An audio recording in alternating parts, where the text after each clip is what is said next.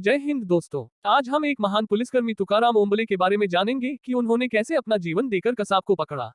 अनगिनत बलिदानों और लंबे संघर्ष के बाद हमें अंग्रेजी हुकूमत से आजादी मिली थी। जहां आजादी की लड़ाई में देश के लोगों ने वीरता का और संघर्ष का परिचय दिया, वहीं आजादी के बाद भी ऐसे कई सपूत हुए जिन्होंने देश की रक्षा के लिए अपने प्राण न्यौछावर कर दिए। ऐसे ही महान देशभक्त थे शहीद तुकाराम ओंबले।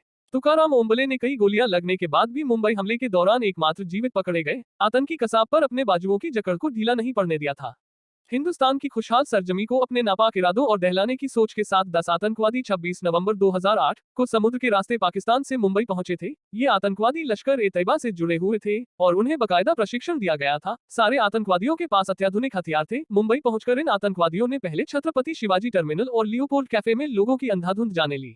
उसके बाद मुंबई के 5 स्टार ताज होटल में जाकर उन्होंने इतने क्रूर और बर्बर तरीके से अंधाधुंध गोलियां बरसाई की जो भी उनकी नजर में आया सबकी जान ले ली। पुरुष, महिलाएं, बुजुर्ग और यहाँ तक कि बच्चों को भी उन्होंने नहीं बख्शा। इस हमले 160 से ज्यादा लोगों की जान चली गई थी और 300 से भी ज्यादा लोग घायल हुए थे। जान गंवाने वालों और घायलों में कई विदेशी लोग भी शामिल थे। उस दिन सिर्फ 10 आतंकियों ने देश की आर्थिक राजधानी को दहला दिया था।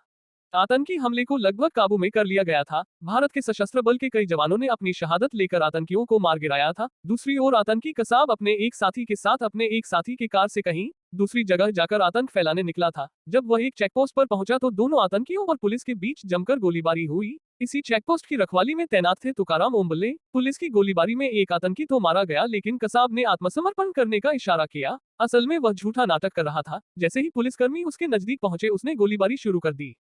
तभी तुकाराम ओंबले ने अपनी जान की परवाह किए बगैर कसाब को पकड़कर अपनी बाजुओं में जकड़ लिया। हथियार की नली दूसरे पुलिसकर्मियों की ओर थी। उसे पकड़कर तुकाराम ने मोड़ दिया। कसाब ने तुकाराम पर गोलियां चलानी शुरू कर दी। भारत के सपूत तुकाराम की पकड़ ढीली नहीं हुई और उनकी वजह से मुंबई आतंकी हमले के इकलौते जीवित आतंकी को पकड़ा जा सका, जिससे पता चल पाया कि इस हमले के पीछे पाकिस्तान और वहां मौजूद आतंकी संगठन का हाथ है। तुकाराम ओंबले की शहादत का सम्मान करते हुए उन्हें मरणोपरांत अशोक चक्र से नवाजा गया। भारत तुकाराम के बलिदान का हमेशा कर्जदार रहेगा।